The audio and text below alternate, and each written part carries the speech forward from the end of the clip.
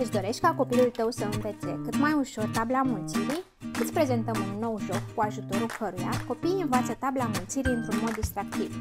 Jocul conține 9 carduri cu tabla mulțirii și un șnur. Tot ceea ce trebuie să facă este să folosească șnurul pornind de la start și unind operațiile cu rezultatul corect.